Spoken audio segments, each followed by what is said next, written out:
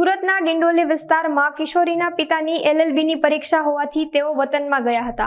ત્યારે 15 વર્ષની કિશોરી ઘરે એકલી હતી। સોસાયટીમાં રહેતા યુવક એકલતાનો લાભ લઈને તેના ઘરમાં ઘૂસી કિશોરી પર બળાત્કાર ગુજાર્યો હતો। જ્યારે બીજા દિવસે ઘર નીચે રહેતો યુવક ઘરે કોઈ છે કે નહીં એ જોવા આવ્યો છું કહીને કિશોરીની છેડતી કરી હતી।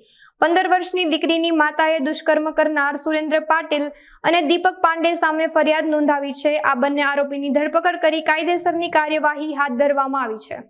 પોલીસ સ્ટેશન વિસ્તારમાં એક બાળકી સાથે દુષ્કર્મનો બનાવ બન્યો છે। આ ઘટનામાં હકીકત એવી છે કે બાળકી સાથે એના જ પડોશમાં રહેતા એક વ્યક્તિએ એના સાથે દુષ્કર્મ આચર્યું। સવારે એના ઘરે કોઈ ન હતું ત્યારે એના પેરેન્ટ્સ બધા બહારગામ હતા ત્યારે દીકરીના ઘરમાં તે આવ્યો હતો અને આવીને થોડું કામ છે ઘરમાં એમ કરીને અંદર આવ્યો હતો અને એની સાથે જબરદસ્તી કરી હતી। આ ઘટના બાદ એકદમ તે સહેમાઈ ગઈ હતી અને તેની આ હકીકત કોઈને કહે એ પહેલા બીજે દિવસે સવારે એની પડોશમાં રહેતા અન્ય એક છોકરાએ પણ આ જ પ્રકારની એના સાથે હરકત કરી હતી જેમાં એની સાથે શારીરિક હડપલા કર્યા હતા અને એની છેડતી કરી। આ બનાવ અનુસંધાને પોલીસે તત્કાલ કાર્યવાહી કરતા એફઆઈઆર નોંધી છે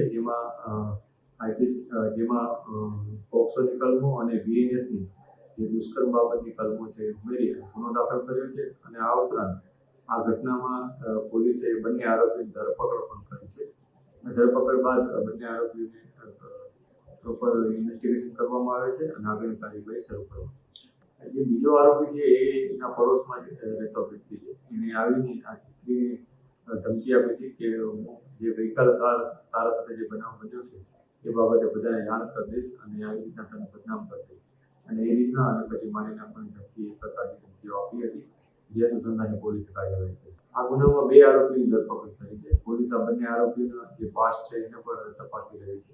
જે પણ હકીકત સામે આવશે એ મુજબ અમે આ બંને આરોપીઓ પર અને અન્ય કોઈ વ્યક્તિ જે પણ હશે એના ઉપર કાર્યવાહી કરીશું।